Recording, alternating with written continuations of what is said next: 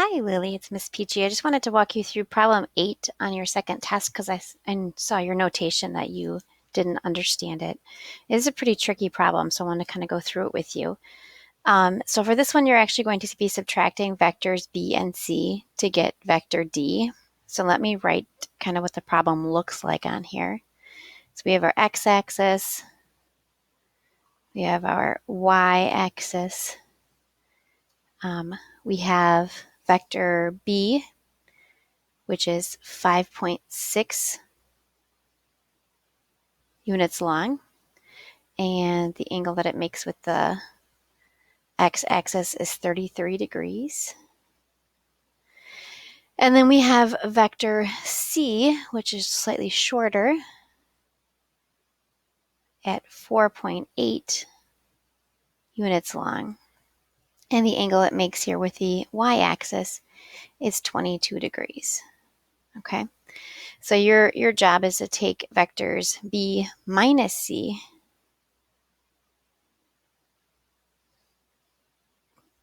to get vector d. And that's probably the trickiest part of this. Well, I shouldn't say it's the trickiest, but it's the first trick, is to realize that when you get, you're subtracting vector c. So we're actually looking at a vector that's equal but in the opposite direction. So I need to redraw vector c up here. Okay, so it's also going to be 4.8 units long. And now this angle here with the y-axis is 22. Okay, and that's not the last thing I need to do. I'm also going to be transposing that vector down just because I want to do the tip to tail method for adding vectors. So the easiest way to add a vector is to put the tip of one vector to the tail of the other vector, or you kind of get messed up.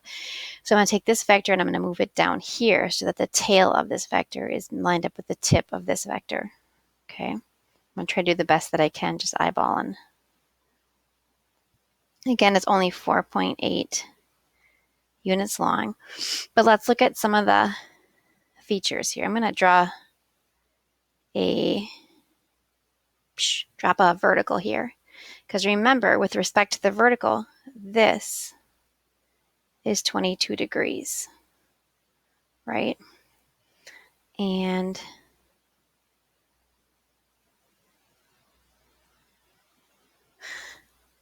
I'm going to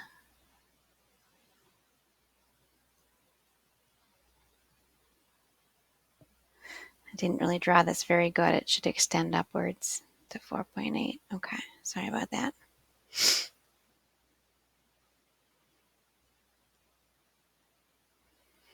Okay, so my job then, when you connect those two vectors together, the 5.6 and the 4.8, the sum of those vectors here is going to be this one, D1, plus this one, D2. Okay, so we have this vector of 4.8, this vector of 5.6. We're basically just solving a right triangle for two different triangles. And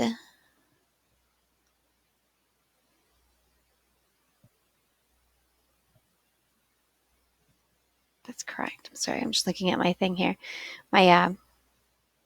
Okay, so when I do this, let's do solving for D1 first.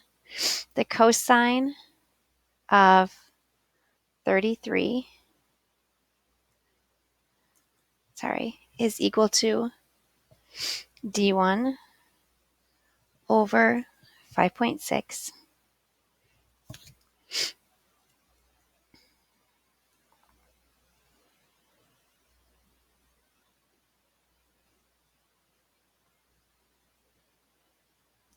and the sine of 22 is equal to D2 over 4.8.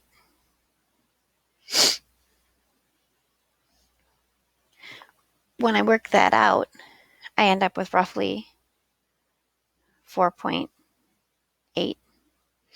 and 1.8.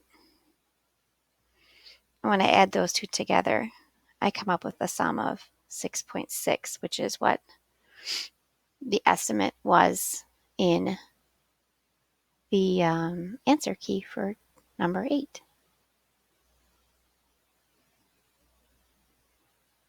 Okay, so hopefully that makes sense. I know my picture got a little wonky. My original picture wasn't quite as wonky as that. But, you know, sometimes when we're drawing without measuring, it can kind of get that way. My angles are a little off. This is 10 more than 33 degrees there. All right, hopefully that makes sense, Lily. Vector problems are never like easy, and this isn't my specialty by any means. So let me know if you have any questions.